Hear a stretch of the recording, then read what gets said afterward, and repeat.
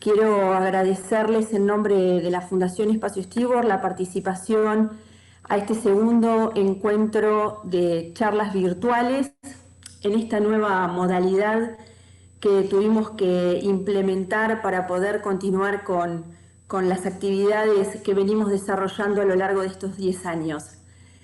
Personalmente quiero agradecerle al arquitecto Esteban Dieste, hijo del reconocido ingeniero Eladio Dieste, y al ingeniero Gonzalo Larrembevere por haber aceptado la invitación y participar de este encuentro desde Montevideo, Uruguay, donde se va a abordar la temática sobre la herencia arquitectónica del maestro Eladio Dieste.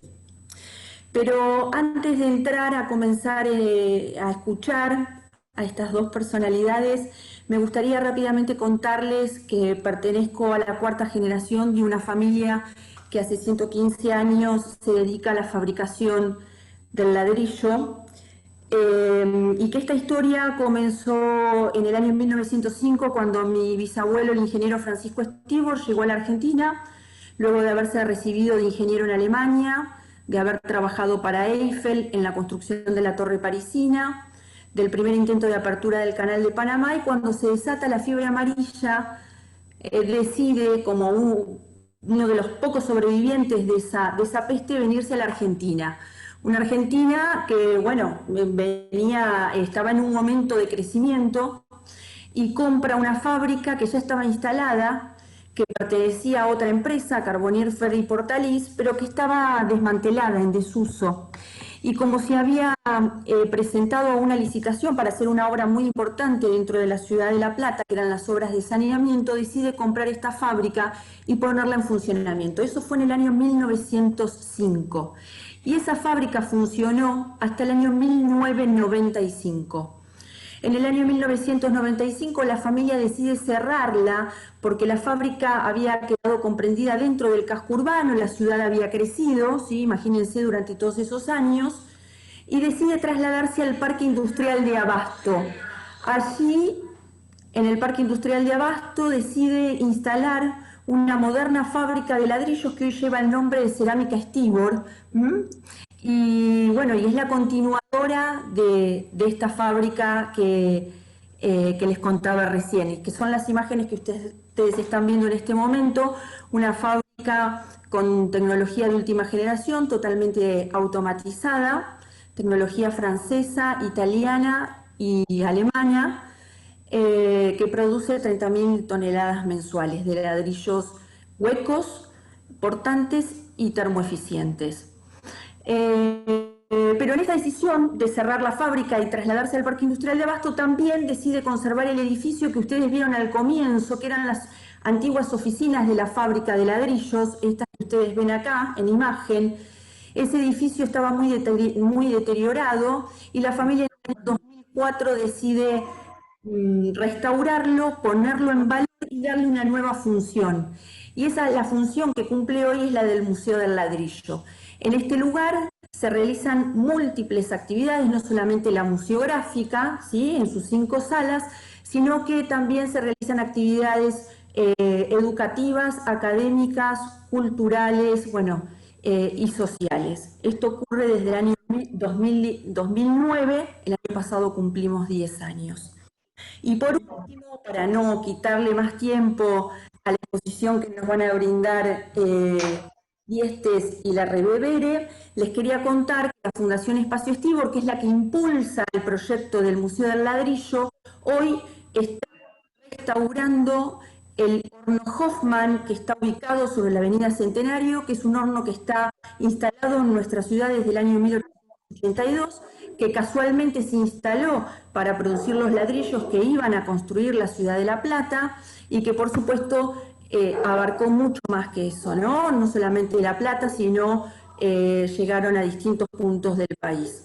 Este edificio es un edificio emblemático, está declarado Patrimonio Arquitectónico de la ciudad, y bueno, estamos en vías de recuperación para darle una nueva función, como se hizo con las oficinas del Museo del Ladrillo. Así que en esta breve síntesis quería que ustedes conocieran un poco esta historia y del porqué de la importancia en la utilización del ladrillo, ¿no? Y para eso, mejor que explicarlo desde las palabras de Esteban, hijo de Eladio Diestes, y de Gonzalo. Así que no les quito más tiempo, les agradezco muchísimo la participación y le doy la palabra a ellos.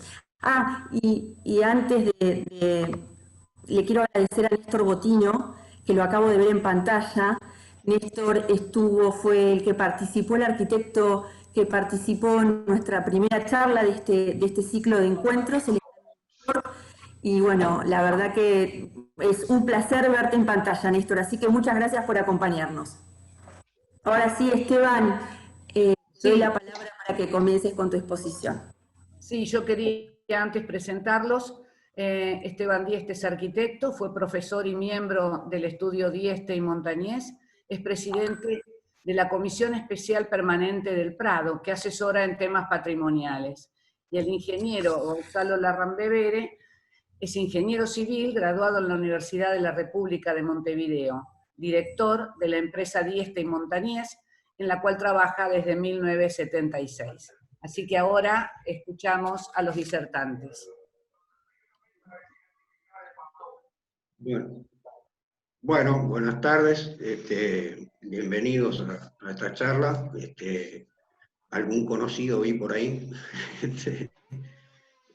Bueno.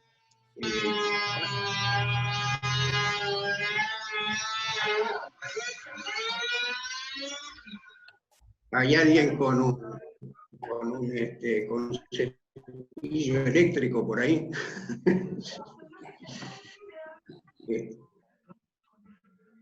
Bueno, le pediría a Victoria que ponga la primera fotografía.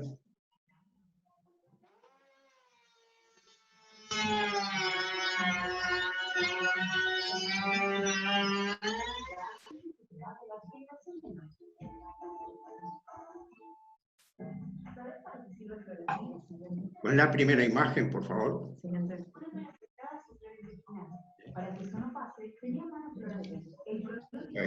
Bueno, elegí particularmente esta foto porque es una foto de la construcción de la casa Berlinghieri en el balneario de Solanas, perdón, de Portezuelo, en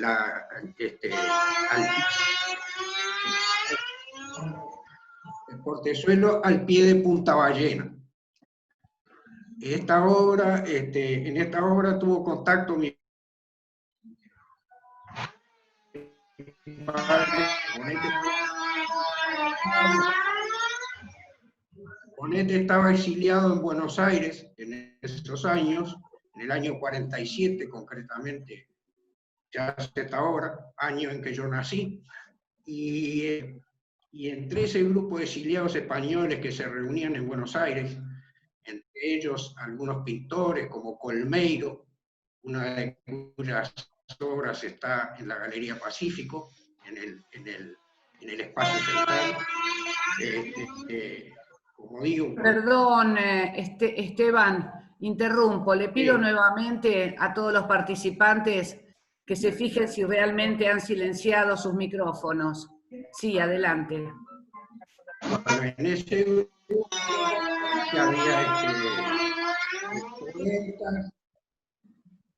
había poetas, pintores, en fin, Alberti, bueno, y entre ellos Rafael Dieste, el hermano menor de mi abuelo, tío de mi padre, que fue quien, porque Bonet frecuentaba también esas reuniones, y él fue quien conectó a mi padre con Bonet, que estaba buscando un ingeniero en el Uruguay para que le calculara la estructura de la casa que pensaba hacer. Él la pensaba hacer con bóvedas de alto espesor, a la catalana, bóvedas de varias capas, como hizo varios años después, en el 54, en La Ricarda, una casa que hizo en el Prat de Llobregat, en las afueras de la ciudad de Barcelona.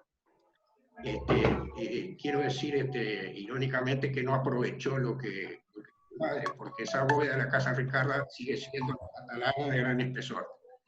Y él aquí en Punta Ballena quería hacer la bóveda de hormigón, y es mi padre el que lo convence de hacerla de ladrillo. Mi padre siempre dice que en definitiva no sabe bien por qué se le ocurrió, pero tuvo la idea de sustituir buena parte del hormigón por ladrillo, porque había hecho experiencia de bóvedas de hormigón con moldes deslizantes y se le ocurrió que si incorporaba el ladrillo tenía buena parte de la masa de la estructura ya fraguada, con lo cual los moldes los podía desmoldar más rápidamente. Pero, en fin, los temas y de la curva que él usó la catenaria para que, dada vuelta axialmente, fueran todas compresiones. En fin, de esos temas técnicos voy a hablar más Gonzalo. Yo quiero hablar un poco más de la arquitectura y del ladrillo y de sus posibilidades expresivas. La siguiente, por favor. Esta casa tiene estéticamente parecido con esa casa La Ricarda que hizo después Bonet, e incluso con la casa que hizo Le Corbusier, la Maison Jaoul. Yo veo ahí formas que son parecidas. Bonet fue uno de los que trabajó con Le Corbusier. Papá le daba mucha importancia a los espesores, a la escala, ¿no? Y a la luz y a las texturas. Y en este ejemplo yo veo que las posibilidades que tenía esa cerámica armada que él intentó de alguna manera, o sea, poner armadura en las puntas de los ladrillos para conseguir estructuras más esbeltas. En definitiva, acá se pierde porque el ancho de los pretiles oculta el espesor necesario de la bóveda. La siguiente.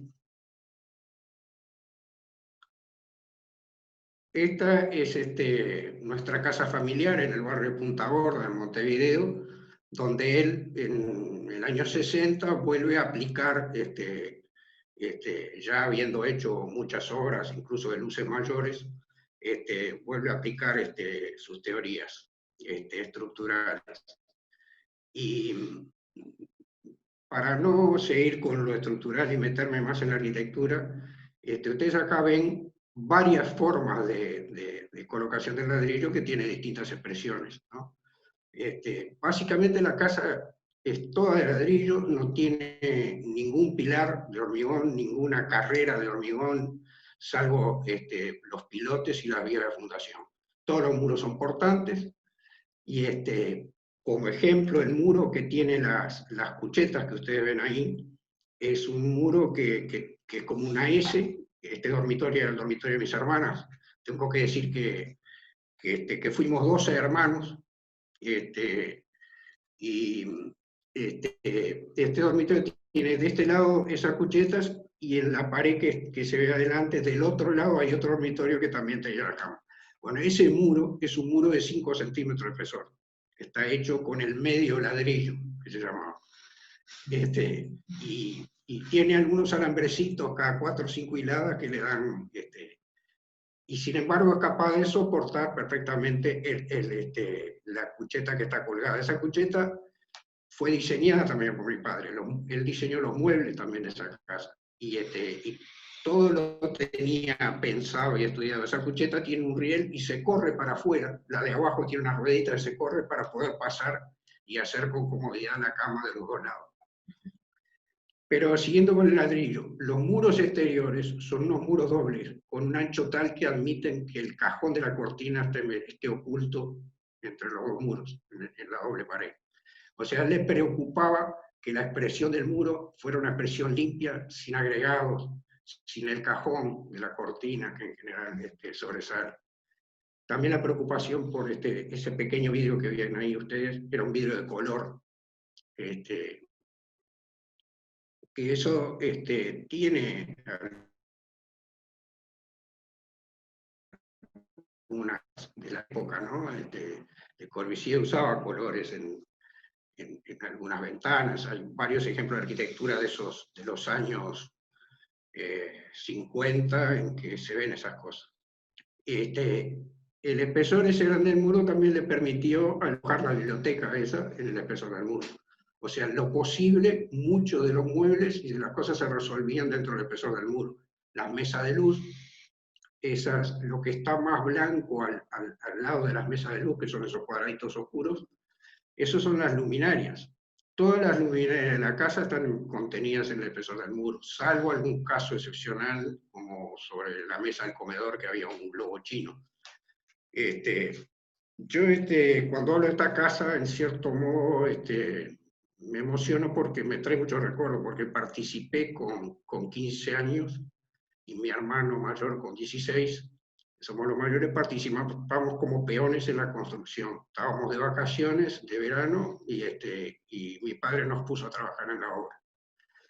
Y después me tocó hacer justamente estas luminarias esas, que la idea era recortar unos pedazos de acrílico, agujerearlos, porque habían dejado unos cañitos con rosca para unos tornillos que lo fijaban.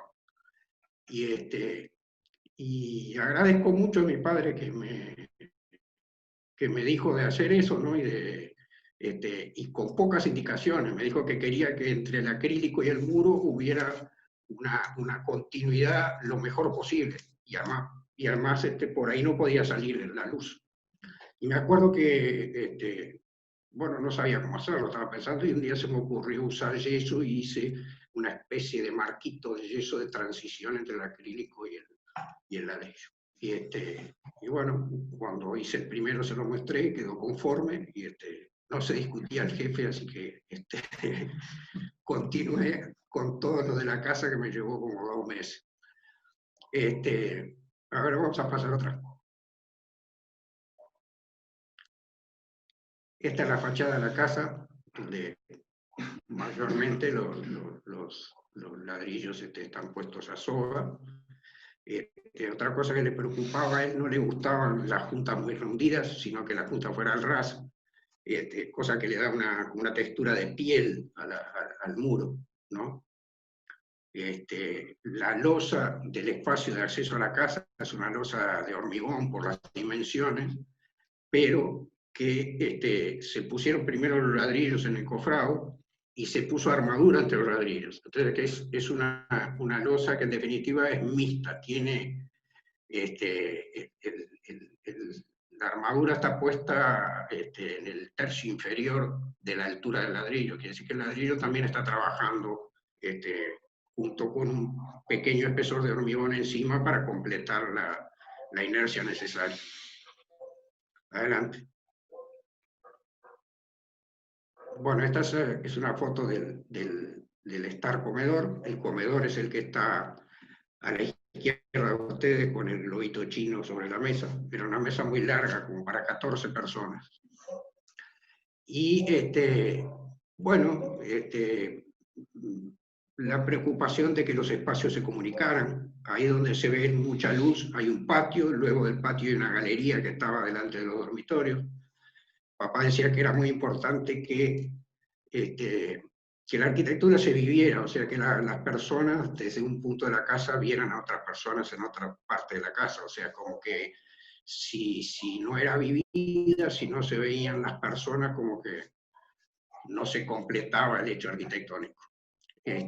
La preocupación por que la continuidad de la bóveda esa no se perdiera, entonces esos pilarcitos llegan hasta la bóveda, no la tocan, tienen un perno que perfora la bóveda, pero que permiten incluso hasta la dilatación por calor de la bóveda, y los vidrios están tomados con mortero, pero dejando movimiento. No puso un marco de abertura, sino que consiguió ese efecto de continuidad de la bóveda. Aquí básicamente en esta casa vemos las dos texturas, ¿no? Una del ladrillo a soga, que adentro se cosa que fue muy discutida, porque en principio como 1 año y medio, una cosa así, usamos la casa toda con el color natural del ladrillo. Y después grandes discusiones en las que opinamos todos. Al final se decidió blanquear las paredes. Las bóvedas, por supuesto, no. La siguiente. Perdón, aquí ese mueble que se ve a la izquierda es un equipo de música. Es un equipo de música que había armado un ingeniero amigo de él que se ocupaba de radio y electrónica. Y entonces hizo hacer con el carpintero un mueble y el equipo estaba ahí adentro y no se veía. Y la parte de los parlantes era un tejido de mimbre. Adelante. Bueno, ahora estamos mirando hacia ese mismo espacio de afuera. La bóveda continúa hacia afuera y en determinado momento se hace calada. En esta fotografía es bastante temprana. Después, en esa viga que está debajo de la bóveda, es bastante ancha y es como en forma de U, y ahí hay plantas que se enredaron en esos huecos a modo de zarzo, ¿no? Ustedes se preguntarán dónde está la armadura ahí, porque, bueno, de muchachos trepábamos ahí arriba, me acuerdo. Las partes horizontales son 2 ladrillos, quiere decir que admite armadura en la punta del medio, pero los arcos no. Entonces, hay algunas picardías que hacía, como en la obra había una máquina para cortar los ladrillos, los medios ladrillos y eso. En aquella época se usaba un disco de carborundum.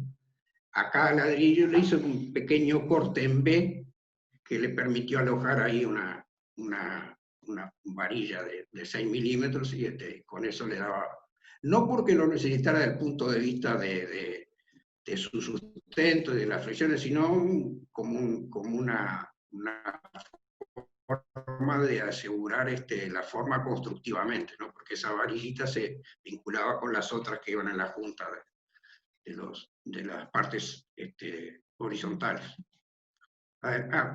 Ven ahí algunos detalles, sí, como que los ladrillos en la ventana no llegan a la vertical, sino que la junta horizontal sí continúa, pero al llegar a la vertical él puso otro ladrillo de espejo, de manera de que se forma como un marco alrededor de la ventana. Es un detalle sencillo, pero que le agrega, a mi modo de ver, calidad. Y los antepechos exteriormente no tienen ningún revestimiento posterior, no tienen baldosa, no tienen nada, es el propio ladrillo. Adelante. La siguiente, por favor. Esta es otra, la anterior. Esta es otra terminación que le dio la bóveda al estar, que es de algún modo el muro en forma de arco, ¿no? Por supuesto ahí se puso un encofrado para levantar esa pared, que en definitiva está colgando de la bóveda ese tímpano. Y eso le permitió generar un hueco horizontal por el cual, en el estar todas las ventanas cerradas, por ahí entra luz, una luz que baña esta pared. Después vamos a ver algún ejemplo de ese uso de la luz que es bien interesante. Adelante.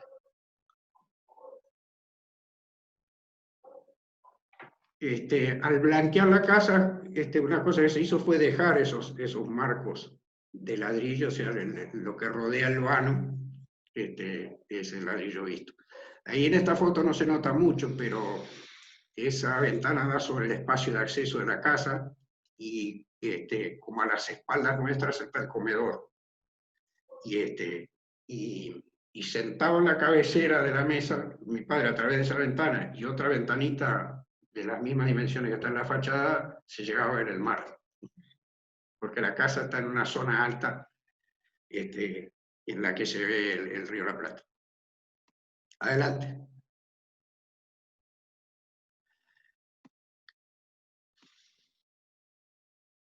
Bueno, un poco anterior a la casa, mi padre es llamado por una una comisión que había en la Estación Atlántida, que es un pueblo que está cerquita del balneario Atlántida, un pueblo donde hay mucha gente trabajadora que trabaja en el balneario, albañiles, empleadas domésticas, en fin, que tenía una pequeña capilla y se convertía en parroquia. Entonces ahí deciden, primero pensaron mejorar la pequeña capilla que tenían y después terminan decidiendo hacer una iglesia nueva. Para lo cual contratan a mi padre pidiéndole que hiciera lo que era un galpón. Él ya tenía experiencia en galpones industriales, había hecho unos cuantos, y lo que la gente le pedía era eso, 4 paredes, un rectángulo y con la voz de arriba. Y él, católico práctico, tenía algunas ideas de lo que él entendía que debía ser desde el punto de vista litúrgico, incluso una iglesia, en fin, le entusiasmó mucho la obra y entonces propuso otra cosa más elaborada que un silafón.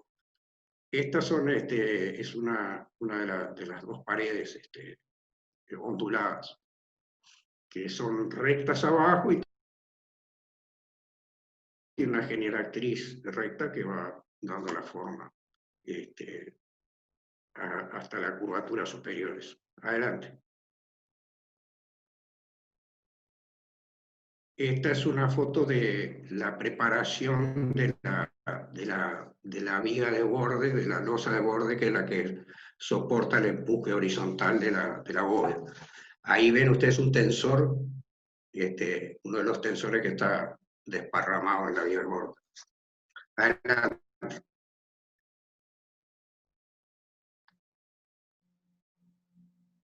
La siguiente, por favor.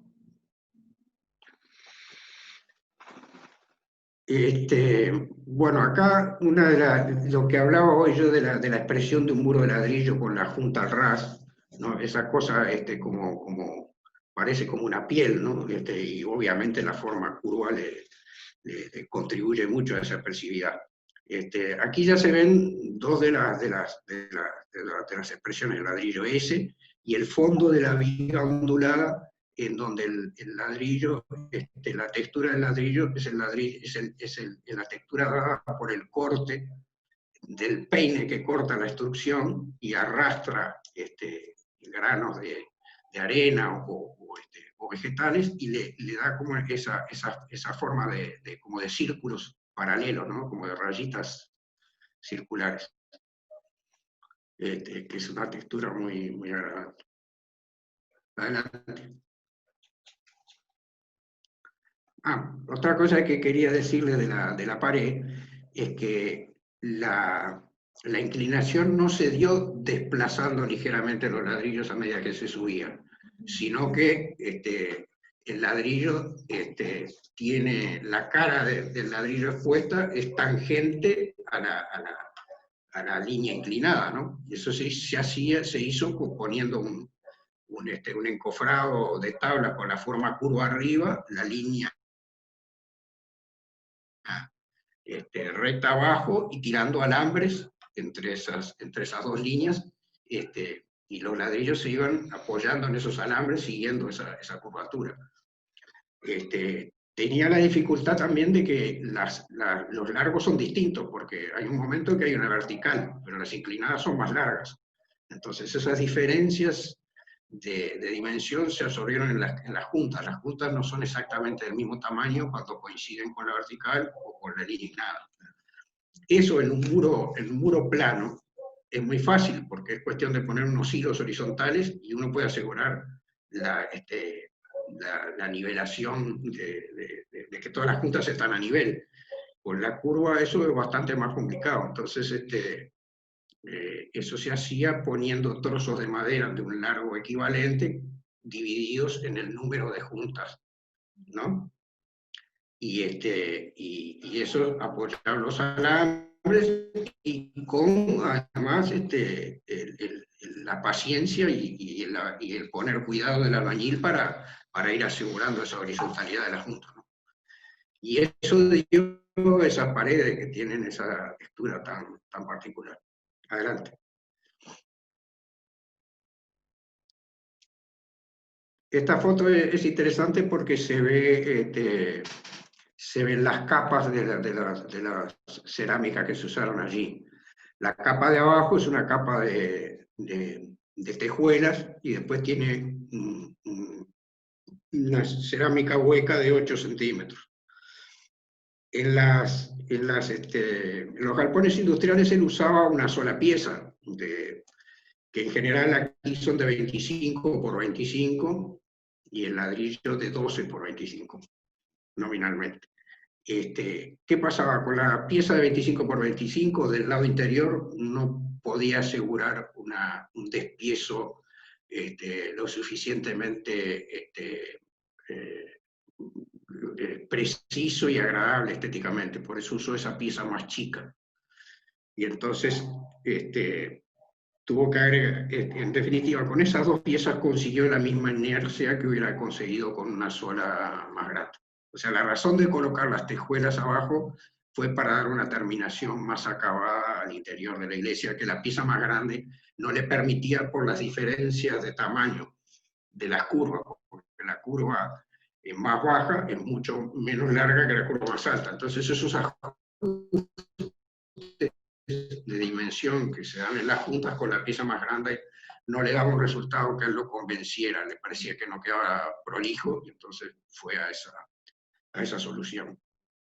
Esos hierros grandes que se ven en la parte baja son los tensores, y después se ven las tejuelas, el ticholo, que le llamamos aquí a las piezas huecas, y luego un alisado de arena y Portland de unos 3 centímetros, y luego sobre eso se hizo la impermeabilización, y sobre esa impermeabilización otra capa de tejuela, un poco de arena y una capa de tejuela de protección. Adelante. Esto es después de desmoldada la bóveda, se hacían retoques en las que al desmoldar se desprendía el material. Ahí ven en las ventanas también ese detalle de, al llegar a la ventana, poner algunas piezas verticales para formar ese marquito. Ahora, la siguiente, por favor. Hay varias fotos de esta me gusta porque está mi padre parado arriba de la bóveda después de que se desmoldó la primera, y yo, bueno, supongo que estaría emocionado con la primera desmoldada. Adelante. Bueno, y esta es una foto del campanario de la iglesia, que también es otra estructura de cerámica armada. Y esta iglesia fue hecha toda con material de fábrica. Los ladrillos y las piezas huecas son todo material de fábrica. No así la casa, que la casa está hecha con ladrillo de campo. Que le llamamos aquí ladrillo de campo al ladrillo artesanal, ¿no? Hecho en hornos artesanales. No sé si hay alguna otra fotografía. Ahí está. Aquí de nuevo, aquí se ve bien claro la textura interior y la razón de usar las tejuelas, ¿no? Ustedes ven lo perfectas que están las juntas, y en todos los encuentros con la pared las juntas llegan de la misma manera. Eso quedó realmente muy bien.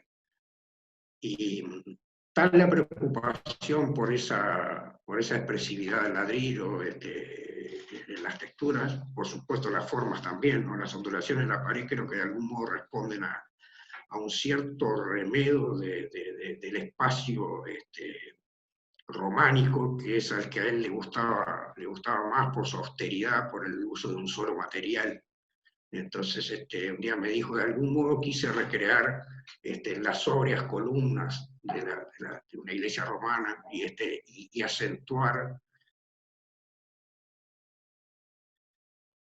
ese hecho de un espacio, ¿no? Él entendía que el espacio de la iglesia debía ser único, que no tendría que haber una separación entre el altar y los fieles, por eso hizo apenas 3 escaloncitos que separaban la zona del altar y un muro curvo que a modo de brazos recibe a los fieles. Quizás estoy mezclando un poco muchas cosas. Y bueno, esas ventanitas tienen vidrio de colores. Ahí creo yo que hay también cierta influencia de Torre García. Papá era muy amigo de uno de los hijos de Torre García. Siempre le preocupó el tema del arte en sí, de la expresividad, de qué es lo que comunica el arte.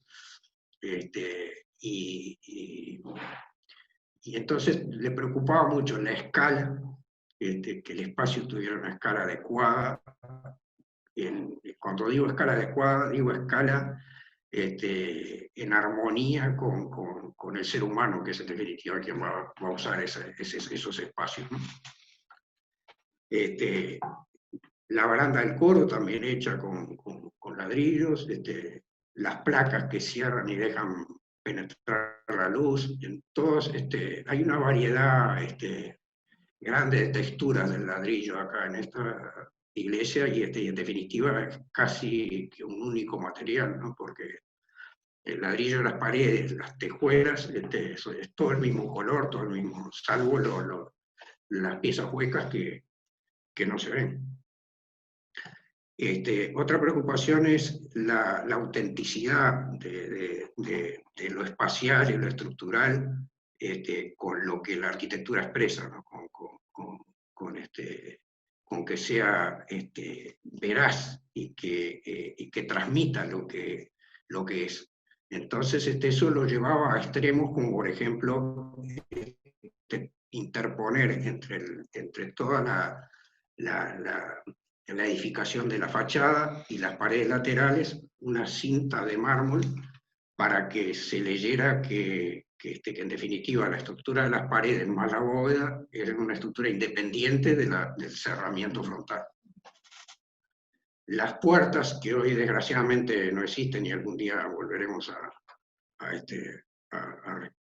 hacerlas como eran, ustedes ven ahí a la derecha, eso es en la hoja de la puerta lateral, que era un marco de hierro galvanizado con una placa de mármol. La luz que se ve pasar a través de las placas de la fachada también proviene de pedazos de mármol, un mármol que tenía un nombre, el nombre comercial era Onyx. Le decían Onyx, pero no es Onyx, es un mármol cuyo nombre comercial era ese, era de canteras de la zona, ¿no? Y son placas que aún con un espesor de 2 centímetros es increíble cómo pasa luz, ¿no? La siguiente.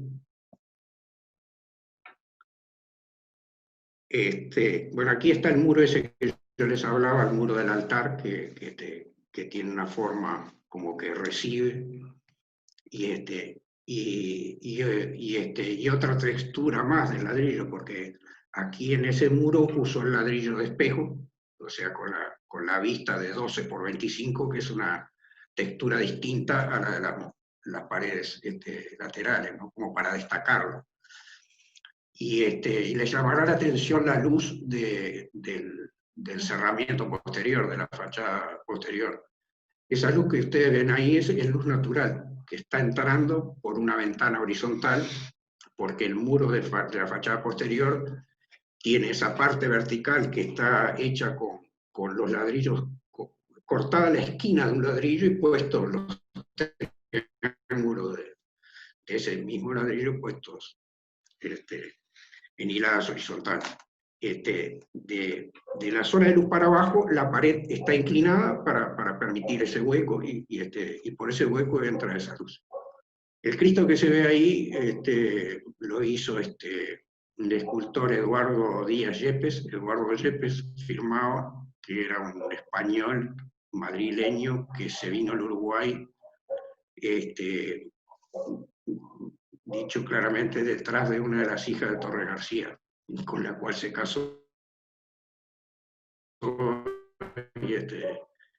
Y entonces mucho contacto con gente del ambiente artístico de ese momento acá en Uruguay y con muchos arquitectos también. Los arquitectos Serralta y Clemó, que habían trabajado con Le Corbusier, tenían el estudio al lado del estudio de mi padre. Pues, o sea que tenía, o sea, no le era ajena ni la arquitectura, porque yo recuerdo de niño que en casa estaba la arquitectura de Jujuy, por ejemplo. Ni, ni con la pintura, porque iba al taller de Torres, si bien él nunca hizo pintura, pero iba al taller, era amigo de uno de los hijos de Torres García, íntimo amigo de Yepes, el escultor, y en fin, sus amistades eran por ese lado. Adelante. Bueno, estas son las placas de la fachada frontal, que ahí donde se ve la luz está. Con Gonzalo todavía nos estamos preguntando cómo están construidas esas paredes, porque el espesor tanto de las lositas horizontales como de las verticales es el espesor de un ladrillo, 5 centímetros y medio. Porque además hay una foto que tenemos donde están levantando esas paredes y está lleno de alambre, está con alambres, como que tuviera armadura y a junta continua. Y entonces llegamos a la conclusión de que eso se empezó a hacer, pero después no lo hizo así. O sea que nos ha dejado algunos misterios para resolver. Bueno, esta obra a mí me trae muy, muy lindo recuerdo porque yo tenía 11 años cuando se hizo y iba mucho con mi padre a esa obra. Los sábados, cuando no teníamos colegio, iba.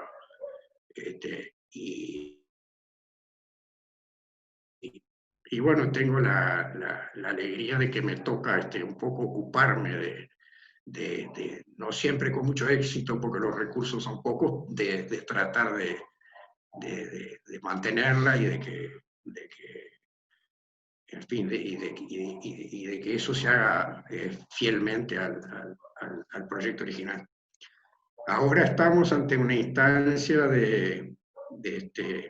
que todo este tema de la pandemia la ha interrumpido, de declaratoria de Patrimonio de la Humanidad de esta obra, que fue presentada con éxito y bueno, ahora suponemos que para septiembre por ahí va a haber una resolución.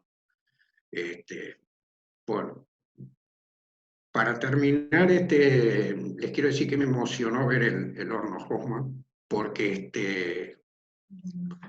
es otro detalle de la iglesia, que es una hornacina donde hay una imagen de la Virgen, que creo que no tengo una foto interior ahora, pero ustedes ven que los ladrillos están como cortados de mayor a menor.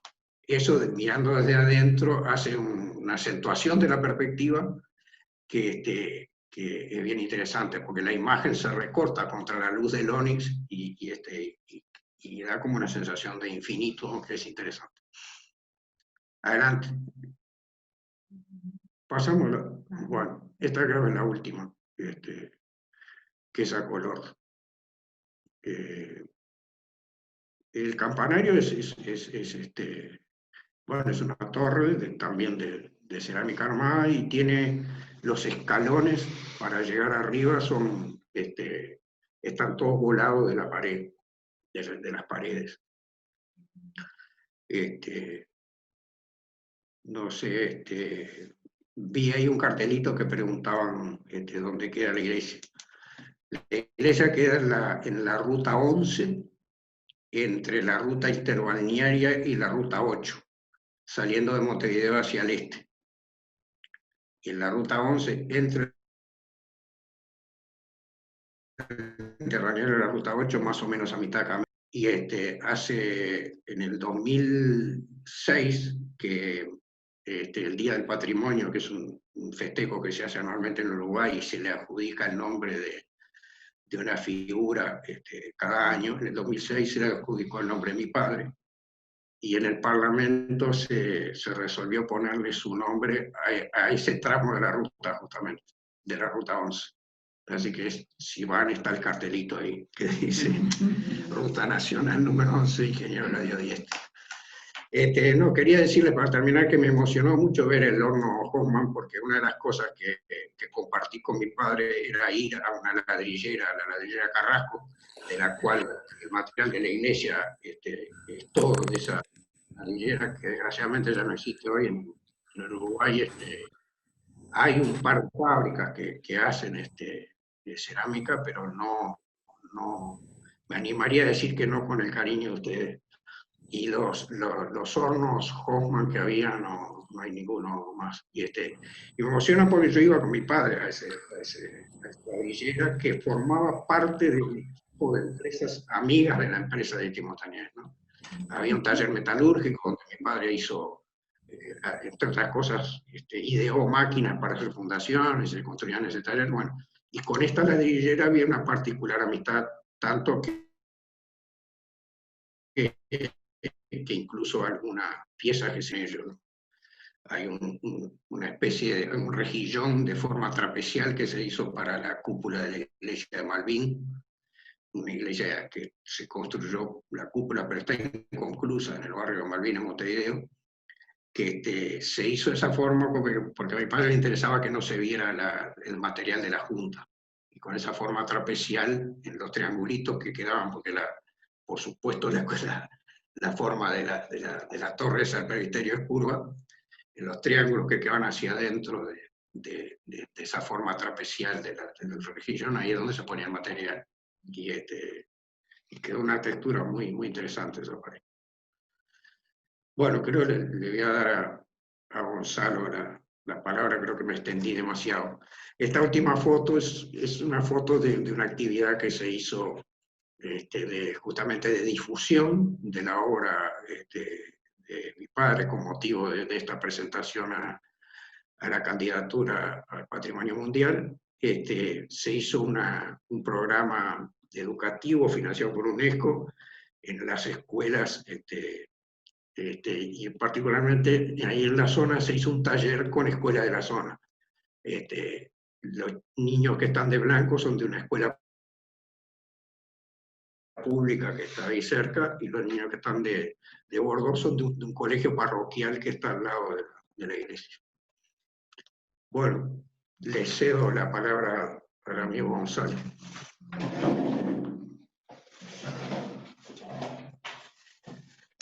Sacamos esto porque si no, no.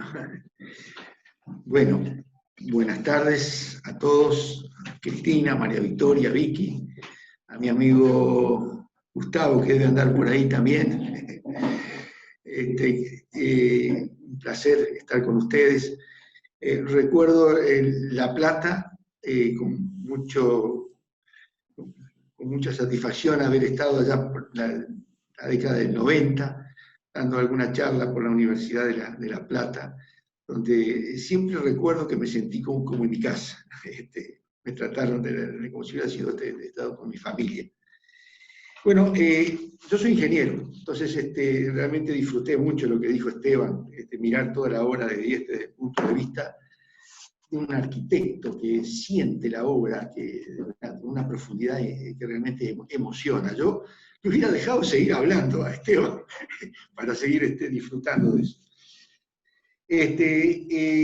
Dieste hizo es muy conocido por sus obras de cerámica armada. Ha hecho muchos tipos, muchas geometrías de bóvedas, otro tipo de cúpulas cónicas, conoides, superficie de revolución, superficie arreglada. Pero Dieste más que nada es conocido por las bóvedas de Dieste, de cerámica armada. La bóveda de Dieste. Entonces, ¿por qué las bóvedas? ¿De dónde vino, de dónde salió el tema de las bóvedas? Bueno, yo no sé, pero Dieste siempre asoció a sus bóvedas un arco con una determinada geometría que es la catenaria, ¿verdad? Que es la funicular del peso propio del arco. ¿Qué tiene de particular la catenaria? Que es muy parecida a una parábola, casi como una parábola. La parábola es la funicular de una carga uniforme, es distinto que el peso propio, pero es casi. son parecidas la catenaria y la parábola. La catenaria tiene la particularidad de que cuando uno forma la catenaria, un arco catenario sometido a sus pesos propios, está sometido solo, todas las secciones, solamente a la compresión. Entonces, se puede fabricar con mampuestos. Los mampuestos son muy aptos para fabricar una curva catenaria. Porque los mampuestos, los ladrillos, digamos, ladrillos macizos o huecos, se toman con morteros, estructurales o no, de arena y Portland en general, y luego está cerrado un arco catenario. Uno podría suponer que no está el mortero y el arco catenario se mantiene simplemente porque todos los mampuestos están comprimidos unos contra otros, como están comprimidos los mampuestos que se ponen en una columna, en un pilar, ¿verdad? Uno puede apilar ladrillos uno arriba del otro y se mantiene. Lo mismo en un arco catenario. Entonces, Dieste siempre utilizó arcos catenarios. ¿Por qué? Porque así lo podía realizar con mampuestos, o sea, con ladrillos. ¿Por qué con ladrillos? Bueno, pues los ladrillos es un material muy lindo, que tiene propiedades físicas favorables para la construcción, pero además se fabrica en todos lados, en Uruguay. Y utilizó ladrillos que llamamos de campo, hechos en hornos artesanales familiares, o hechos, acá llamamos ladrillos de prensa, a los ladrillos industriales, como los que hemos visto en el horno que mostró Cristina. Por eso entonces las bóvedas, ¿qué otra ventaja tiene eso? Bueno, al ser un arco que se mantiene una vez terminado de construir, es estable, ¿verdad? No necesitaría ni siquiera el mortero de las juntas con las cuales se tomaron los ladrillos. Entonces, aquello que se utilizó transitoriamente para fabricar el arco, digamos, un encofrado curvo, que Dieste le llamaba el molde, ese es otro vocablo que tenemos que recordar, el molde.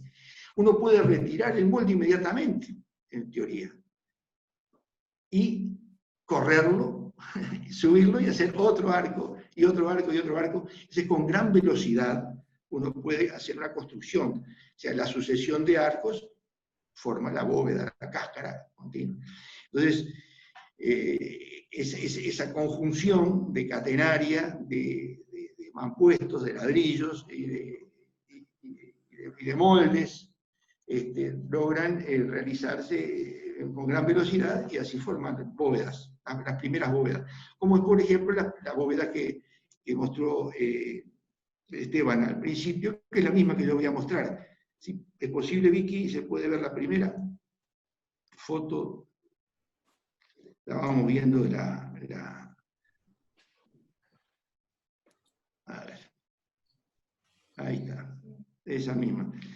Esa bóveda que hizo Dieste en el año 46 con el amigo Antoni Bonet, el catalán.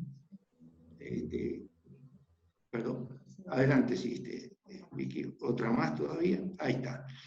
Ahí simplemente, esto lo muestro, ya lo mostró Esteban, porque es la primera bóveda chiquita que hizo Dieste. Hay que pensar que esa cáscara, una vez construida, apoya en sus costados, en sus arranques, en una viga de hormigón o en una pared, ¿verdad? Ahí está.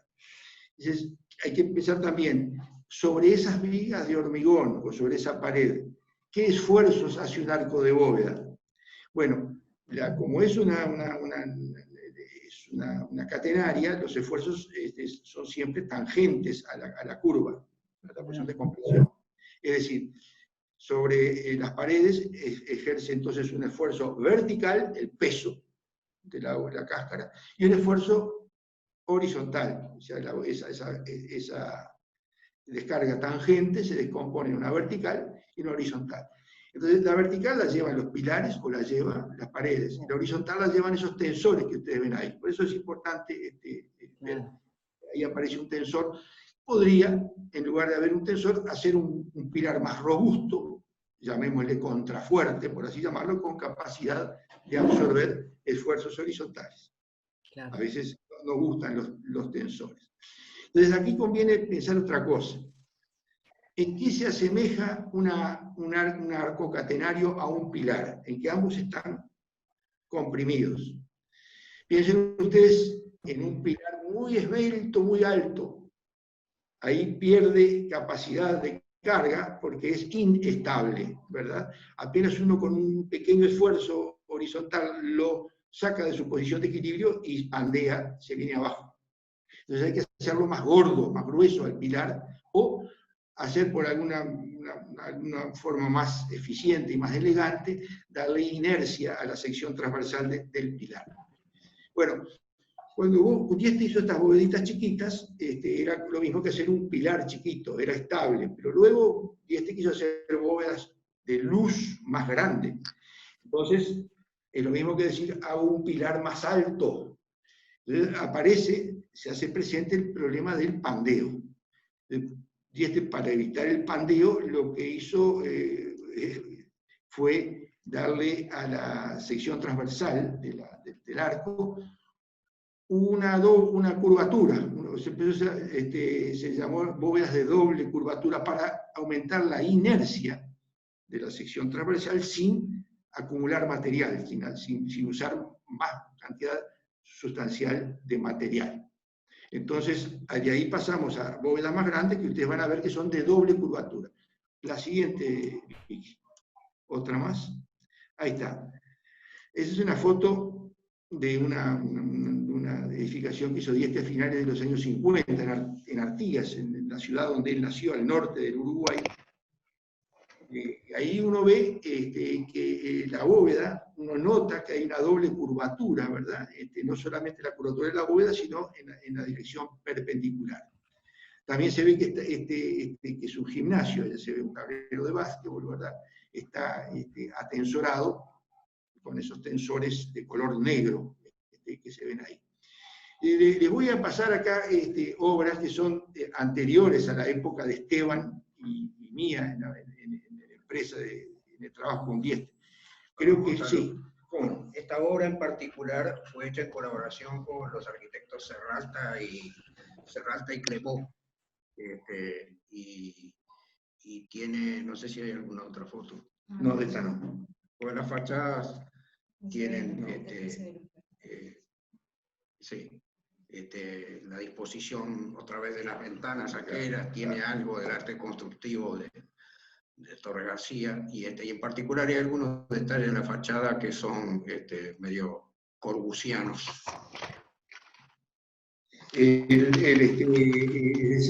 Vamos a pasar obras de Dieste de la primera época anterior a Esteban. Esteban creo que empezó a trabajar en la oficina, no como albañil, sino como arquitecto, en el año 74, por ahí, 75, y yo en el 76. Estas son obras anteriores a nosotros, esto debe ser de 58 o algo así, 57, 58, ahí está. Van a ver obras de la época nuestra con Dieste y después van a ver obras posteriores, creo, más contemporáneas. Ahí está. A ver, vamos a ver otra, Vicky. Esta es otra bóveda, es un depósito de una cooperativa, que también hecha con una bóveda de doble curvatura. Acá veamos que la bóveda es una lámina de doble curvatura continua, es como una tela que no tiene interrupción, ¿verdad? Pero lo digo por contraposición con lo que viene. Adelante, la próxima. Esta es otra utilización de las bóvedas de doble curvatura, que son silos horizontales. Este es un silo en la ciudad de Yung, al noroeste del Uruguay. Es un silo que almacena grano de soja. Y ya aprovechamos para introducir otro vocablo, las bóvedas cuya relación de flecha, puede ser vertical, a la luz del vano, son grandes, se llaman bóvedas peraltadas, en contraposición con las bóvedas que tienen una pequeña flecha, o sea que la relación flecha-luz es pequeña, se llaman bóvedas rebajadas, ¿verdad? Los silos son bóvedas, evidentemente, peraltadas y por tanto mucho más rígidas, más duras que las rebajadas. ¿Por qué? Porque, entre otras cosas, tienen que resistir el empuje horizontal de grano. Tengamos en cuenta que este silo no es un techo, sí, es un techo, pero además de ser un techo es un recipiente. Cuando se carga hasta arriba, se llena, el grano empuja las paredes, entonces tiene que tener una rigidez muy grande, ¿verdad? A ver, adelante vi que otro silo, este silo es en la ciudad de Vergara, en el este del país, es un silo que va a alojar a arroz. Entonces ya podemos ver un poco algo de los procedimientos constructivos, ¿verdad? Ahí, ahí se ve en la foto de la derecha y a la derecha un molde, ¿verdad? Que es como la bóveda, pero es un molde de madera que se reusa muchas veces, y por eso hace económica la construcción, para construir una franja de bóveda. La sucesión de franjas de bóveda constituye este silo de arroz, en este caso, que es una lámina de doble curvatura continua. Adelante. Ahora, por contraposición a aquello, hay bóvedas de doble curvatura discontinuas que se hacen para que se introduzca la luz en cada una de las franjas y entonces ilumine el recinto que está techando en forma homogénea, como esta que es la fábrica Temech, allá por el 60 por Dieste, que allá 58, sí, 58. Allá se lo ve a Dieste, capaz que está Esteban, no sé, con la señora y unos niños cuando eran chicos. Son 3 de mis hermanos. Y a la izquierda, abajo, será una prueba de carga, porque en definitiva eso de desencofrar una enorme bóveda a las pocas horas de haber sido construida, era en un principio, en aquella época, dudado por mucha gente allegada a la construcción. ¿Quién se anima? Entonces Dieste hizo un desencofrado muy rápido en una bóveda y hizo una prueba simulando que además del peso propio de la bóveda soplaba el viento transversal sobre la bóveda. Entonces, para simular los esfuerzos de viento, se distribuyó obreros, y él mismo, que es el que está ahí arriba del todo, y el socio de él, que está Montañés, también está por ahí.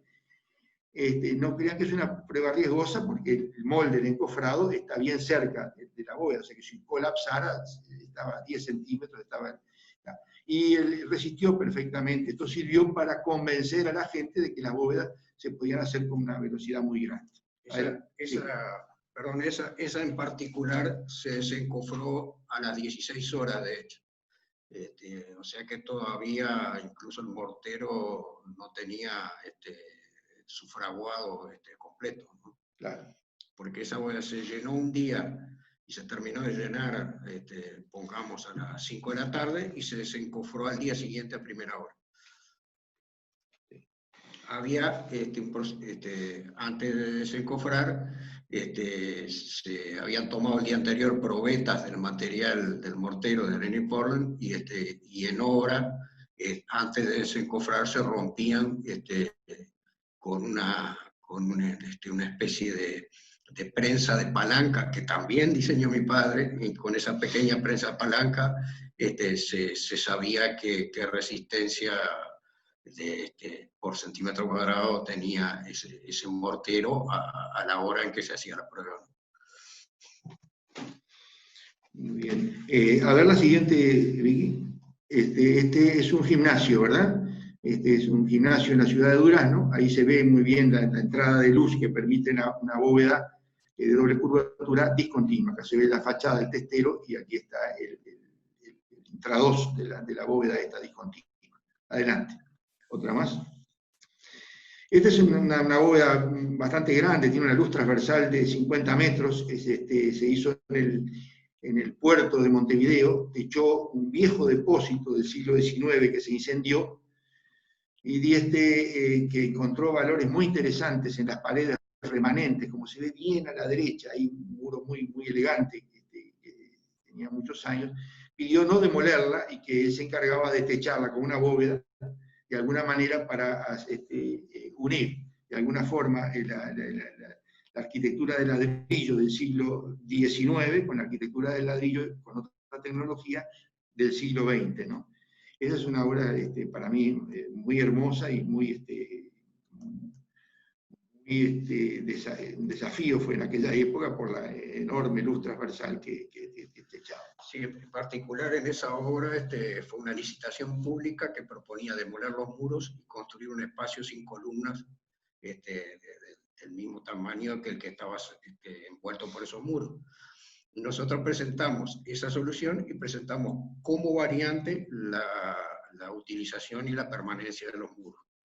En particular a mí me tocó en esa obra justamente ocuparme de de la restauración de los muros se usaron para apoyar la vía de borde, se le hicieron anclajes con armadura para vincular la vía de borde con el muro, y entonces después hicimos todo un revestimiento de ladrillo porque era un muro que estaban revocados, pero tenían cierto deterioro, y se le hizo todo un revestimiento de ladrillo, recreando, manteniendo los vanos con sus dimensiones y formas, poniendo un valor con ese revestimiento de ladrillo que servía además para consolidar el muro en sus cicatrices que tenía, en fin, y en las zonas donde hubo que hacer canalizaciones para poner las armaduras.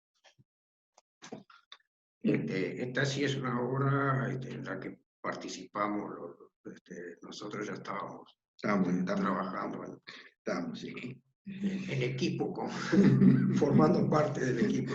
Adelante, Victoria. Esta es una bóveda que se hizo en Caputo, en la ciudad de Salto. Es un packing de frutas.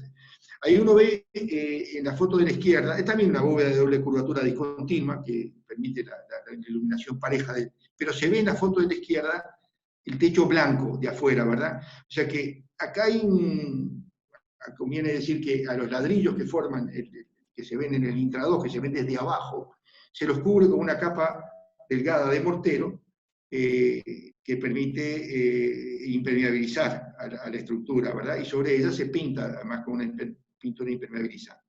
También es importante decir que entre cada uno de los mampuestos que se ven en el intradós, o sea, hay armaduras.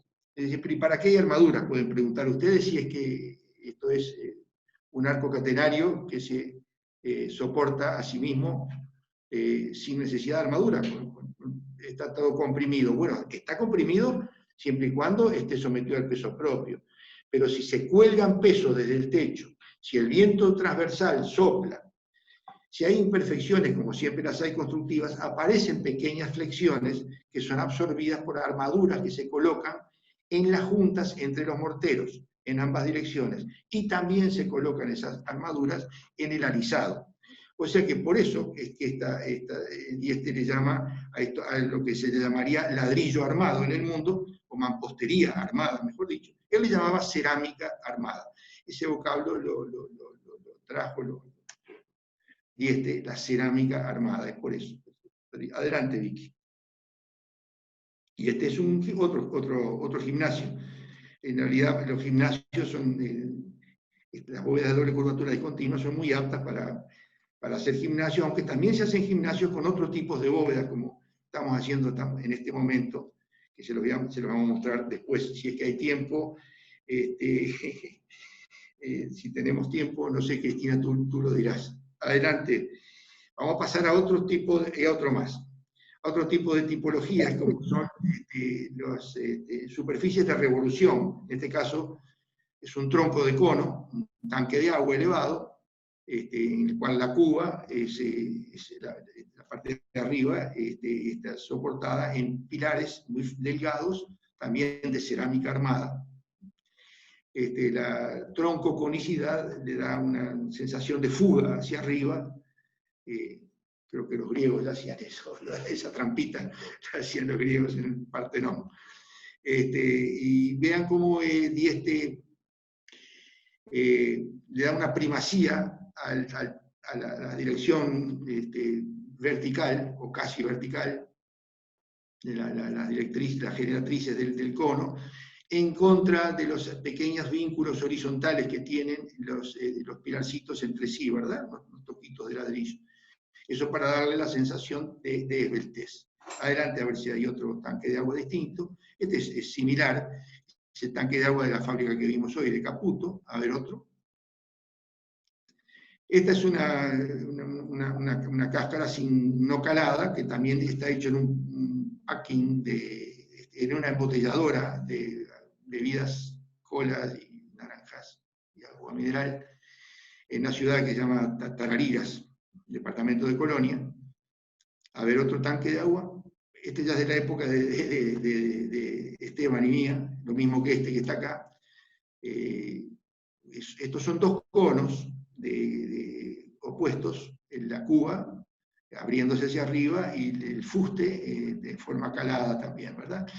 Hay que pensar que estas superficies de revolución, como son los conos o los cilindros, además de ser superficies de revolución, son superficies regladas, o sea que se pueden generar por el movimiento de una recta o de dos segmentos de recta girando alrededor de un eje. ¿Eso qué tiene que ver?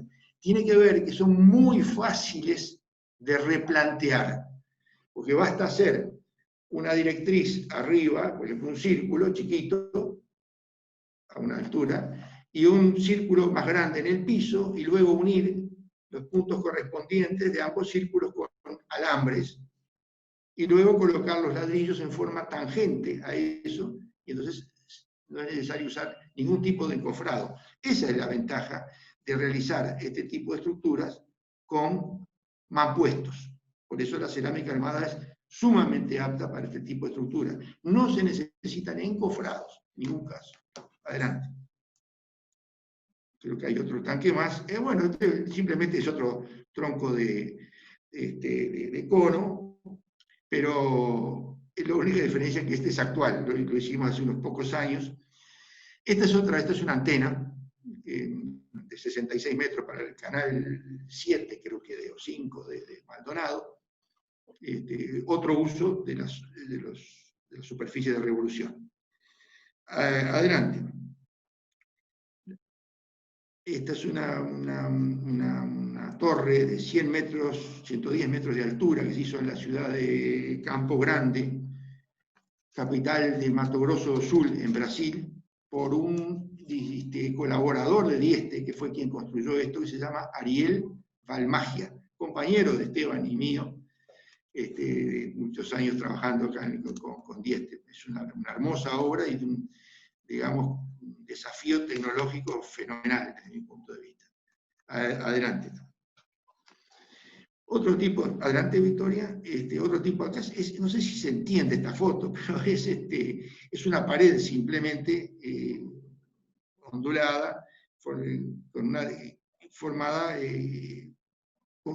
es una superficie arreglada, que tiene una directriz arriba curva, que es la parte de abajo de la ventana, y a nivel de piso es una sinusoide. Entonces, uniendo con alambres surgen estas formas tan delicadas, que además son estructuralmente muy aptas, por ejemplo, para resistir el viento. Adelante.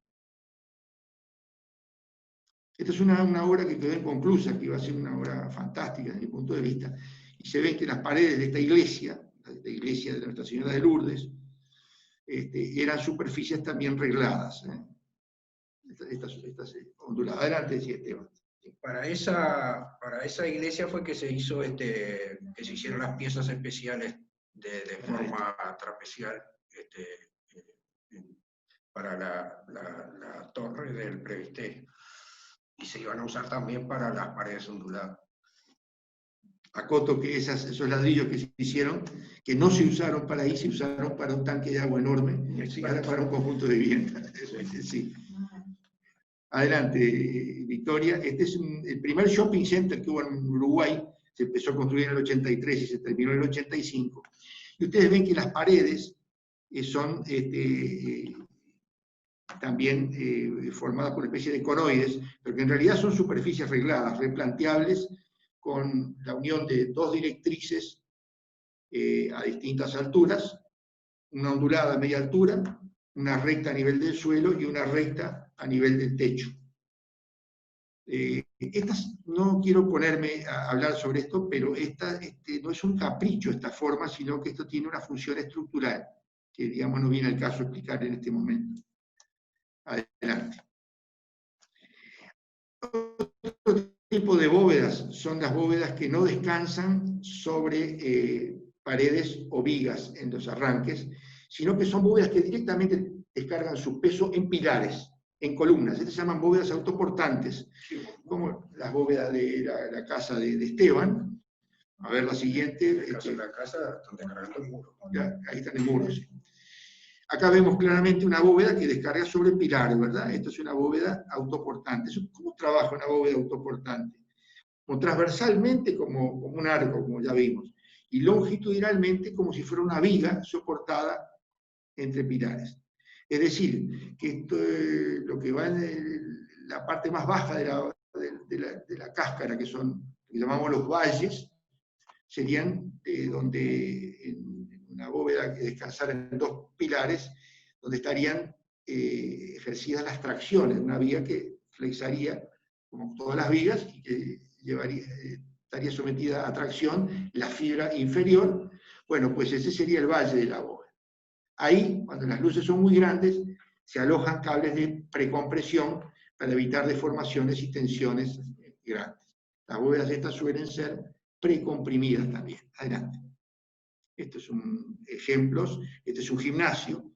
En el anterior era un mercado de frutos en Canelones. Este es un gimnasio en Maldonado. Adelante. Esta es la terminal de ómnibus de Salto. Son bóvedas autoportantes. Vean ustedes que es una cáscara, como si fuera una serie de pájaros, ¿verdad?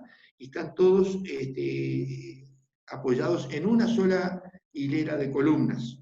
Ahí está, es un doble volado. O sea, son ménsulas para un lado y ménsulas para el otro. O sea, aquí las tracciones se producen en la fibra superior, o sea, en la clave de las bóvedas, y ahí es donde están las armaduras principales.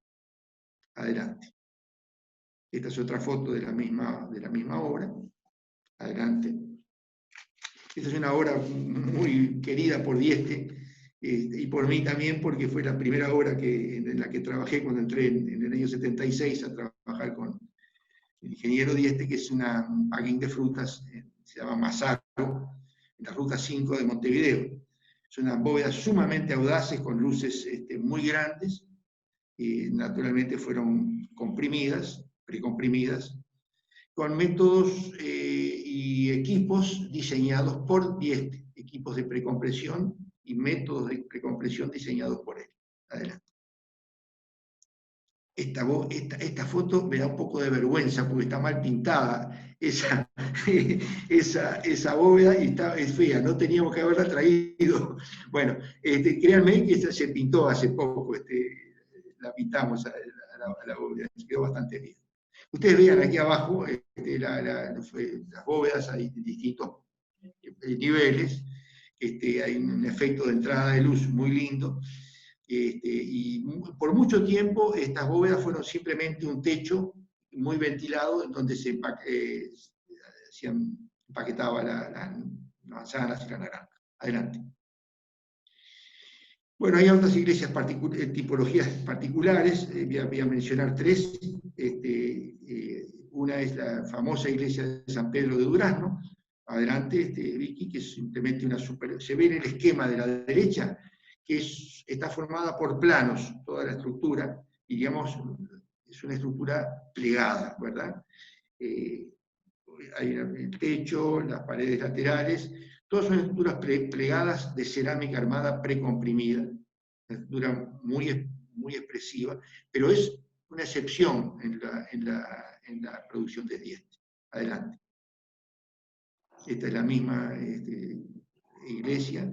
Es muy conocido el lucernario que hay en el muro testero de entrada, formado por hexágonos irregulares concéntricos, sostenidos por rayos que nacen del centro y van hacia los vértices. Adelante. También acá hay otra, no recurrió mucho Dieste a esta forma. Esto es un cono con una losa de borde anular, es el parador de la Lluí, en un parque muy bonito que hay en la ciudad de Salto, ¿verdad? Adelante. Estas son obras que fueron hechas ya después de que Dieste había fallecido. Este es un conoide, que es un teatro de verano que está en el Parque Rodó, en la ciudad de Montevideo, que se utiliza mucho en verano para los conjuntos carnavaleros y para hacer otros espectáculos musicales. Este es otro anfiteatro que se hizo en la ciudad de Las Piedras, también hace pocos años, eso fue en el 2015. Y bueno, creo que con esto, a ver otra más. Después simplemente una mención en la iglesia de Atlántida, adelante, que la iglesia de Atlántida es una suma de tipologías, ¿verdad? El techo, una superficie de doble curvatura, una bóveda de doble curvatura continua. Las paredes son superficies regladas, ¿verdad? Fácilmente replanteables y construibles. Y lo que no está acá, que es el campanario, es también una superficie de revolución y reglada, sumamente sencilla de construir y muy expresiva, además. En particular en la iglesia Atlántida, el tensor de la bóveda está alojado en la parte más baja de la curvatura, no se ve al exterior. Que hoy cuando vimos las primeras fotos que estaban encofrados y estaban colocando los ladrillos, se veía el tensor colocado ahí saliendo de la... lo vimos también el anclaje en la viga de borde. Bien, aquí hay, bueno, también este es el techo del bautisterio, que es una cúpula esférica, un sector de cúpula esférica, que es un bautisterio que está enterrado. Eso como digamos, como un muestrario, esa obra, además de la hermosura que tiene, es un muestrario de las distintas tipologías, ya en el año 58 cuando la hizo. Bien, algunos detalles de los procedimientos constructivos. Victoria, la siguiente. Adelante. Sí. Esto es un esquemita de lo que es la cerámica armada, ¿verdad? Tenemos de abajo hacia arriba, tenemos el molde, un esquema de molde. Además de la palabra molde, voy a decir la palabra moldura, que no aparece acá. ¿Qué es moldura? Es como si cortamos un palo de escoba por la mitad, se colocan para definir las posiciones, sobre el molde se colocan para definir las posiciones precisas de cada mampuesto, ¿verdad? Las molduras.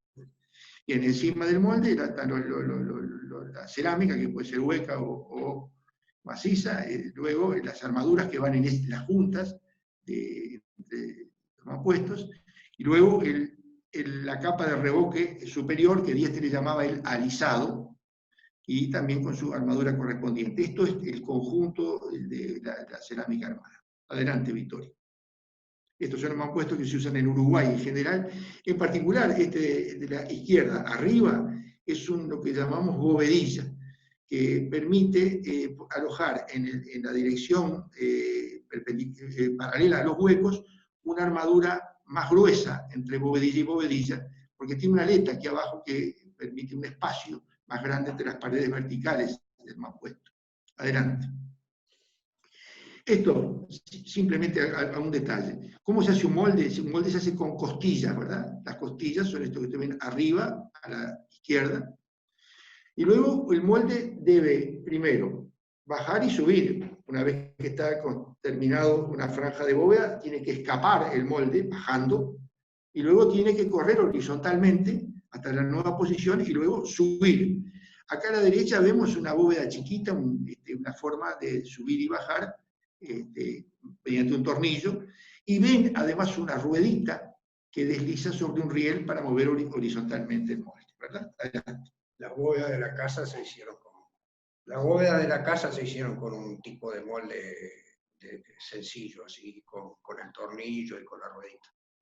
Acá vemos lo mismo. Esta foto lo que sí sirve es para ver las molduras, ¿verdad? Claramente, donde se ubica cada ladrillo en su posición. Adelante. Estos son, digamos, algunos adelantos tecnológicos de prefabricación. Esto es un valle de una bóveda autoportante que se prefabrica y se levanta con una grúa y se coloca en posición. Esto es de la obra que estamos haciendo ahora. Adelante. Bueno, esto es más grande, ¿no? No es ni siquiera la foto más impresionante, esto es realmente impresionante. Este es un silo que tiene 180 metros de largo y tiene 45 metros de luz transversal, y tiene una altura de 23 metros, 22,90, no me acuerdo, 23 metros. Y bueno, ustedes ven que se hace con un molde, con una infraestructura metálica, eso amarillo es la infraestructura metálica. Luego encima ustedes ven lo que Dieste llamaba la superestructura de madera y el forro. ¿El forro qué era? El forro era el recubrimiento de las costillas con tablas, ¿verdad? Para dar la forma en la cual se colocan encima de eso los ticholos para formar la franja de bóveda. Ahí está. Esta es una obra grande ya. Esta es la que ustedes vieron recién, el Teatro de Verano. Este es un tipo muy particular. Es muy bonita, pero no tiene las ventajas de otras bóvedas. ¿Por qué? Porque no hay reusos. Esto se encofra todo. Vean a la izquierda, el encofrado de la bóveda es prácticamente otra obra en sí. Acá no hay reusos, se encofró todo, se tapó con cerámica y quedó la bóveda pronta. O sea, no tiene las ventajas económicas del reuso. Adelante. Esta es lo mismo digo del anfiteatro que hicimos en Las Piedras. La foto de arriba, a la derecha, permite ver una secuencia de la fabricación del molde. Ven ustedes las costillas que parecen las costillas de una ballena o de un dinosaurio. Allá arriba, esas costillas son de madera, luego se colocan cada uno, se replantean su posición y luego se tapan con las tablas que constituyen el forro, ¿verdad? Adelante. Adelante, Victoria. ¿Esto qué quiere decir? Que para las obras, no, la anterior. Ahí está. Esto es lo que llamamos un tren de gatos electromecánicos que sirven, ven las ruedas para desplazar el molde horizontalmente y luego hay dos motores que mueven un gato electromecánico que permite subir un tornillo y bajar. O sea que esto tiene un movimiento vertical y horizontal. Adelante. Bueno, esto es algo que es histórico, porque es una foto vieja, pero cómo se anclaban los tensores que atensoraban y neutralizaban los esfuerzos horizontales de los arcos de bóveda, ¿verdad? Acá lo ven entrando en la viga de borde los tensores antes de hormigonar la viga de borde. Adelante. Bueno, hoy en día, para la precompresión, nosotros utilizamos los métodos universales que utiliza todo el mundo, que es con barriletes y con cuña, y los tensores están constituidos por torones o trenzas, le llaman en Argentina, creo, como lo ven acá, que son métodos muy sencillos, muy seguros de usar. Adelante. Pero claro, estos son fotos de la década del 60, en la cual se utilizaban estos gatos que ustedes ven en la foto de arriba a la derecha, fabricados por Dieste. También el nuevo gato que ven abajo a la izquierda fue fabricado y diseñado y fabricado por Dieste. Adelante. Fotos históricas de cómo se precomprimía en otra época por pinzado de los cables. Adelante. Estos son simplemente lo que se llama el marcado de las molduras, una operación de un obrero, replanteando primero, pintando dónde van a ir clavadas las molduras. Adelante. Están fotos de separadores y de tapado de los ticholos que se van a colocar. Los ticholos son los ladrillos huecos que se van a colocar en la bóveda. Adelante. Este es simplemente un proceso de inicio de una bóveda. El proceso es, uno tiene el molde, y entonces empieza, en realidad, como ustedes ven ahí, de un arranque desde abajo hacia arriba, colocando los ladrillos, los mampuestos, desde ambos lados, desde un extremo y del otro, para que el molde sufra esfuerzos simétricos. Luego, cuando se coloca el alisado, es al revés. Se va desde la clave, desde allá arriba, colocando la capa de mortero hacia abajo, también simétricamente por la misma razón, pero sin pisar el mortero fresco, para no dañarlo. Adelante. Adelante. Esto es simplemente una malla de colocación antes de colocar el mortero del alisado. Adelante. Acá se está colocando el alisado, que en este caso nosotros empezamos a utilizar fibras de polipropileno para evitar la fisuración por contracción, por secado, porque este mortero está expuesto a vientos grandes allá arriba, que secan rápidamente el mortero y lo resquebrajan. Nos dio un fantástico resultado utilizar fibras de polipropileno. Nuestro próximo paso tecnológico es utilizar fibras metálicas con función estructural. Adelante. Este es simplemente un procedimiento constructivo de cómo se realiza un tanque de agua sin encofrado. Se pone allá arriba lo que llaman una especie de sombrilla, en la cual se replantea un círculo chico, y en el piso un círculo grande, y luego se tiran alambres, que quizás se ven en la foto de la izquierda, se ven esos hilos o alambres, y luego se colocan los ladrillos tangentes a esos alambres, y se va construyendo el tanque de agua. Adelante. Y lo mismo podemos decir para la famosa iglesia de Atlántida, que se replanteó en el piso la directriz recta, y a una altura de 7 metros, o 6, no me acuerdo, 7 metros, una directriz ondulada, y luego se unió con hilos, ¿verdad? Y luego se colocaron el muro de doble ladrillo tangente a esos alambres. Adelante. Bueno, esto es lo que estamos haciendo ahora, estamos terminando esta obra.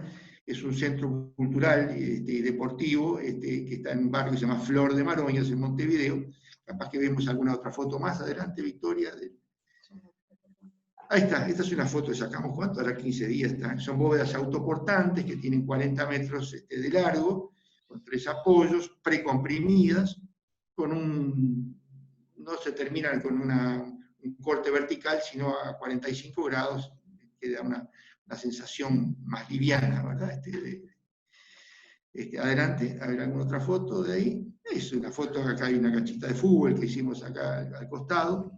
Adelante. Y terminamos con un interior de esta obra que esperamos terminarla a fin de mes, pero sabemos que no la vamos a terminar a fin de mes, como todas las obras. Bueno, perdón. Hay un pequeño video de 10-15 segundos, ahí vamos a mirarlo. Yo voy a aprovechar a despedirme porque tengo una sobrina que se casa y bueno, quedan nuestros correos y nuestro teléfono, cualquier contacto, con mucho gusto. Y bueno, un saludo a todos y muchas gracias de mi parte. Bueno, un beso. Esteban, ay, bueno, se me fue. No, estoy acá. Permitime agradecerte en nombre de todos los participantes, que han sido más de 80 participantes, que no han dejado de transmitir la excelencia de la obra del maestro Eladio, de emocionarnos con tus vivencias, así que bueno, seguramente se van a quedar con muchas ganas de hacer preguntas, pero bueno, quería agradecerte antes de que te vayas y seguramente estaremos en contacto nuevamente. Cómo no, no conozco La Plata, así que cuando pase este tema de la pandemia en algún momento voy a...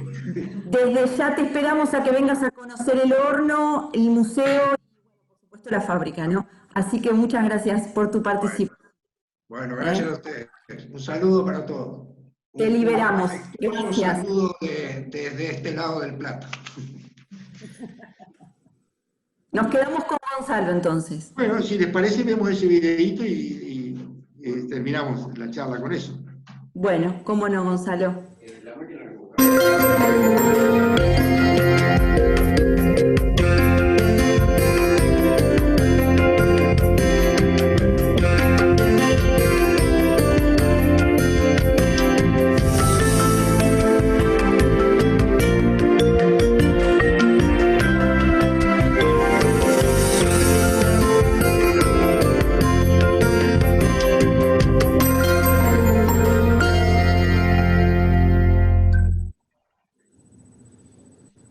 Bueno, Cristina, María Victoria, muchas gracias entonces por habernos invitado y a pasar un rato con ustedes. Nosotros muy contentos siempre de poder tener vínculo con ustedes.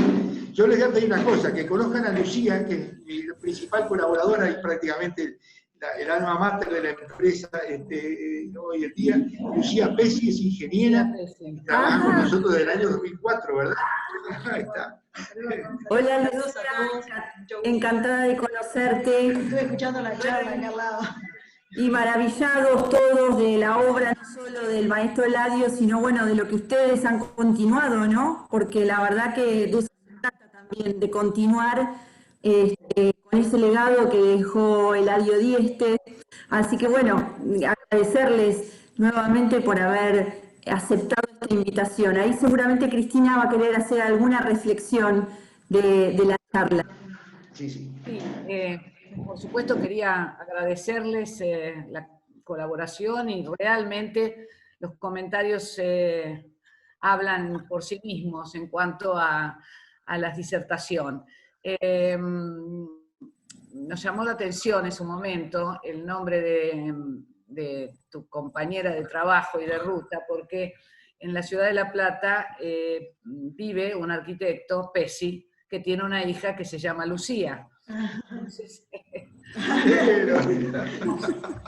a ver, pero no es arquitecta, es profesor. Así que bueno, se lo vamos a comentar también, que hay en Uruguay, como dice Esteban, en la otra orilla, la que nos une, una Lucía Pesci.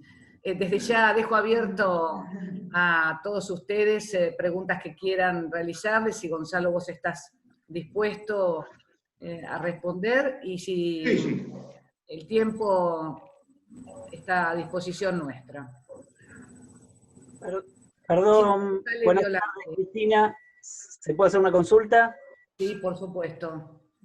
¿Cómo están? Buenas tardes. Para mi tocayo uruguayo, se ven las fotos de los tensores, obviamente los que son a la vista son rectos, pero las de doble curvatura, como el caso de la Atlántida, que van en el valle inferior, los tensores terminan siendo curvos, y uno se imagina que el tensor trabaja mejor, obviamente, de forma recta. ¿Cómo se resuelve eso estáticamente?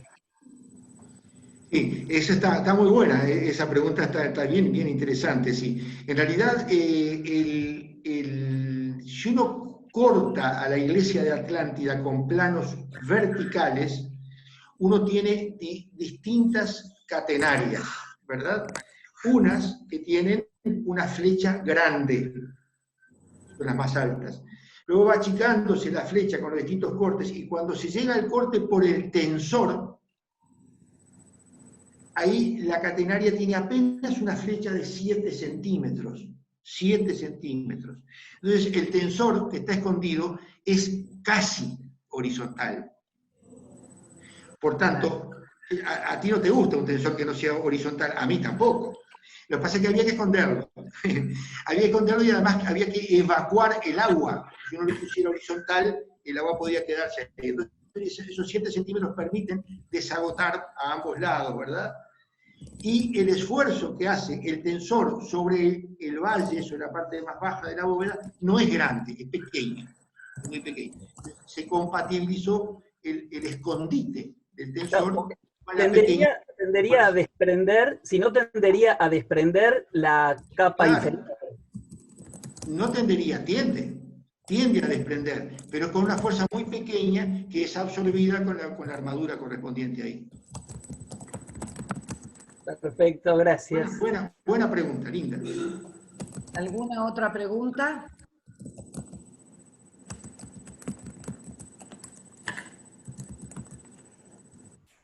Y a mí me gustaría hacer una consulta, no sé si estamos en tiempo. Yo quería saber si la superficie reglada del envolvente de la iglesia de Atlántida tuvo algún aporte o consecuencia en la acústica de un ambiente tan amplio, y donde el sonido es importante por ser justamente una iglesia. Quería saber si había habido alguna, digamos, algún inconveniente o no, o por el contrario había sido como un aporte esa forma, tanto de la bóveda como de la envolvente reglada.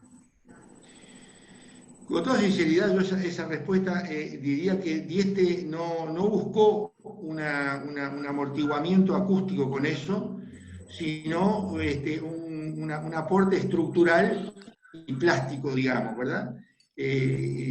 No se han hecho estudios acústicos de la iglesia atlántida. De manera que yo creo que si se hubiera querido poner énfasis en lo acústico, por ejemplo, habría que haber usado ladrillos perforados, no huecos, perforados, que le llaman con huecos pequeños, que absorben un poco. No se hizo eso, porque evidentemente, plásticamente, el tejido, la textura es más linda así. Pero entonces la respuesta es lamentable, ¿no? Pero no se hizo nada estudios en ese sentido. Gracias. ¿Alguna otra pregunta?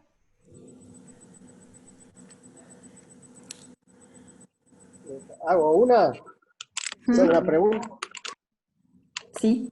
No, quería saber, en las últimas bóvedas veo que incorporaron fibra en la capa de compresión. ¿Cómo fue el envejecimiento de las primeras bóvedas después de su tracción, después de tanto tiempo? ¿Y qué mantenimiento le dan? Bueno, esa es una pregunta, al revés que la anterior, esta sí la sabemos, tenemos experiencia al respecto, ¿no? El envejecimiento de las bóvedas es muy bueno, con muy poco mantenimiento, o sea que una pintura, digamos, exterior cada 5 años, las bóvedas se mantienen muy bien. Pero hay gente que no las ha mantenido, no han hecho la pintura cada 5 años y paradójicamente siguen muy bien también, ¿no? Conozco 2 casos, por ejemplo, que están negras las bóvedas del lado de afuera, sucias, sin ningún mantenimiento y están en perfecto estado.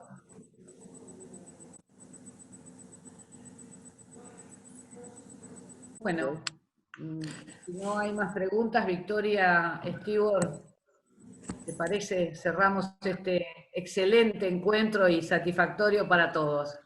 Sí, déjame hacer una sola aclaración para todos los participantes y para aquellos que quieran volver a deleitarse con esta charla que se grabó y que va a ser subida por el canal de YouTube. Seguramente esto va a estar anunciado en las redes sociales. Nosotros estamos en Instagram y en Facebook como Museo del Ladrillo, así que todo aquel que nos sigue y ahí va a tener toda la información para poder compartir nuevamente esta charla. Y contarles que el jueves 23 continuamos con el tercer encuentro a cargo del ingeniero Faeres. Y por último, que Néstor Botino, que también está participando hoy de este encuentro y que fue el primer arquitecto que habló en este ciclo de charlas, también tiene su exposición grabada y subida por el canal de YouTube, así que para cualquiera de ustedes que lo quiera escuchar, la verdad que vale la pena porque tiene una obra increíble en Estados Unidos. Y vale la pena mirarla. Así que bueno, nuevamente muchas gracias a todos por participar y si Dios quiere, Esteban y Gonzalo, nos estamos viendo pronto cuando esta situación excepcional de la pandemia se vaya, desaparezca y bueno, y podamos cruzar, tanto ustedes como nosotros para allá. Muchas gracias. Gracias a ustedes.